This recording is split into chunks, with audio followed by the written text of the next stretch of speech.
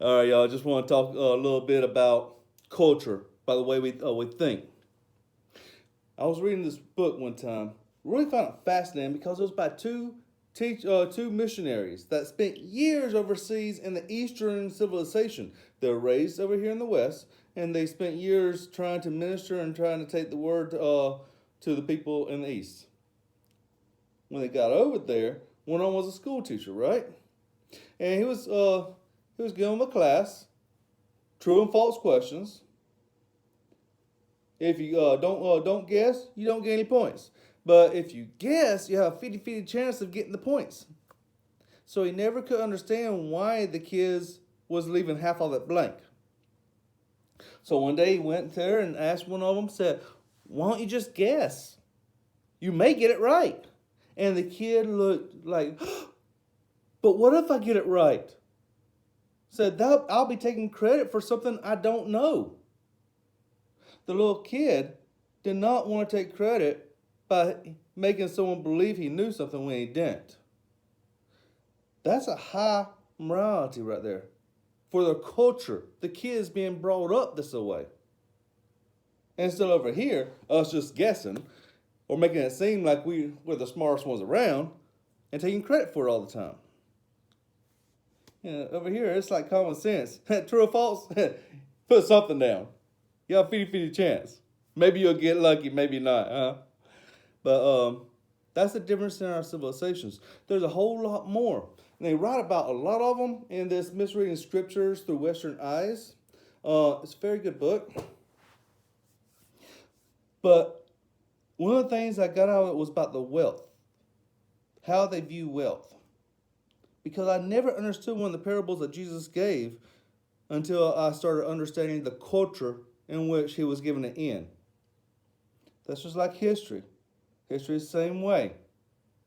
Now you find over in Luke 12, verses 13 through 21, it tells about the parable of the rich fool, he calls it.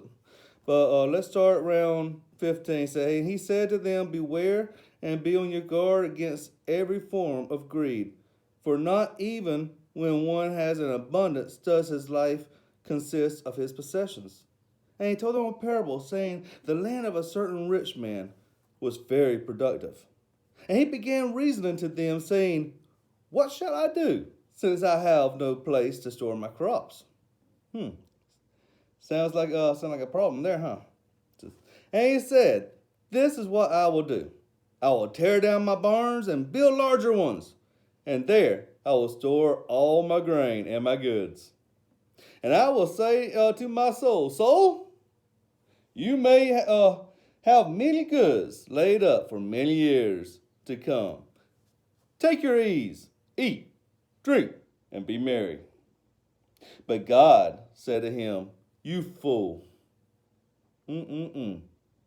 This very night your soul is required of you. And now, who will own what you have prepared?" So is the man who lays up treasure for himself and is not rich toward God. See, this man was willing to take down everything that he had and build bigger barns and concentrate totally on what he could see with his eyes in this world, but not on his next life. He was not laying up treasures in heaven by doing righteousness. All right, here's the thing. I've always looked at that. What's the big deal? It's a retirement in our civilization, our in our way of life. We're just stacking up some money so we can retire whenever we can't work no more, right? But this right here is the grain season. He's talking about the grain.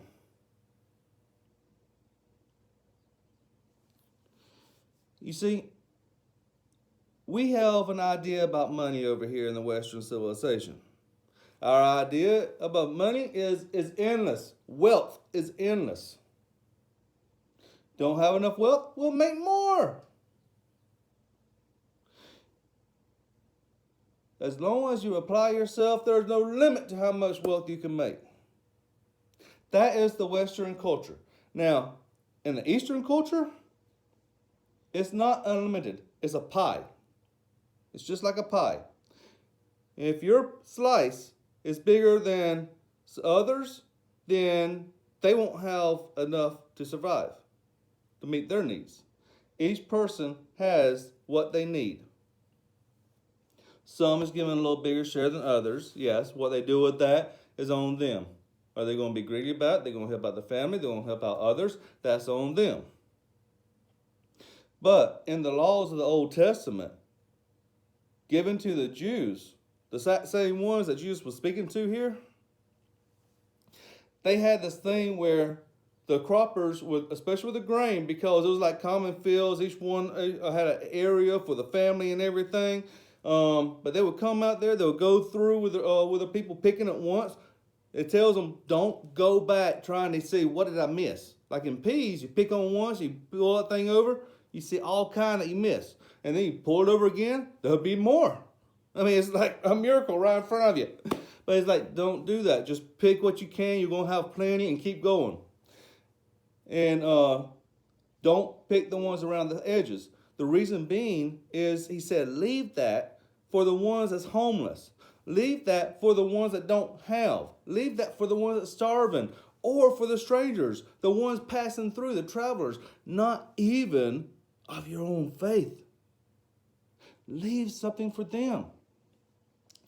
Whenever they glean, like in the story of Ruth, what she was doing was on her hands and knees going into trying to pick up what was dropped. Because in those laws it says don't even pick it up. So what some of the main ones was doing, to say that they are still abiding by the rules, they would take rocks in a bag and throw it in the way to make it hard on their knees and their hands so they can't even go by picking stuff up. Oh yeah, they can go back there and pick them up all they want, but yet they're all scruffed up, bleeding. Are you going to do that very much, or are you going to go to someone else's field that's actually trying to show love?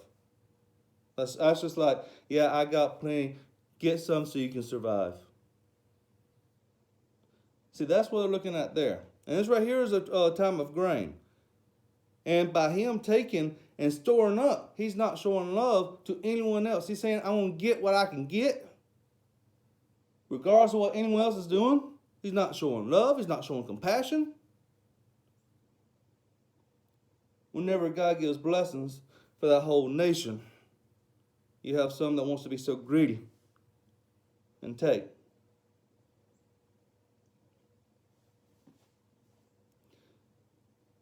You see, over here in this country, we used to have, you have so much money to equal so much gold.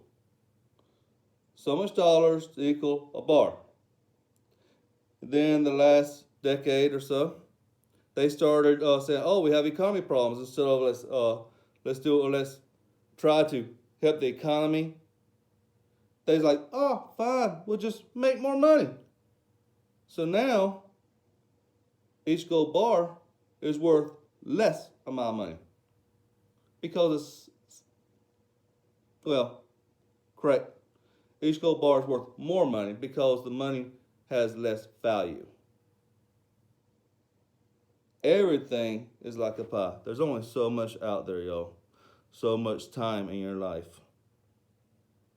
So much that you can do. So the question is, are you storing up in this life like this man was, like a retirement?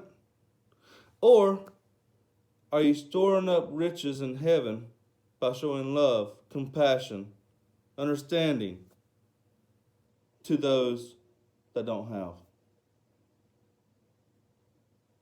We get to study the culture, the background, exactly what was written here.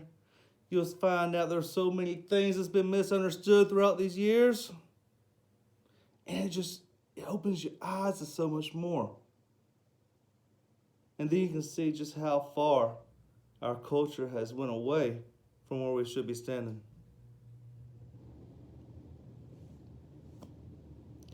Yeah, it's a beautiful thing.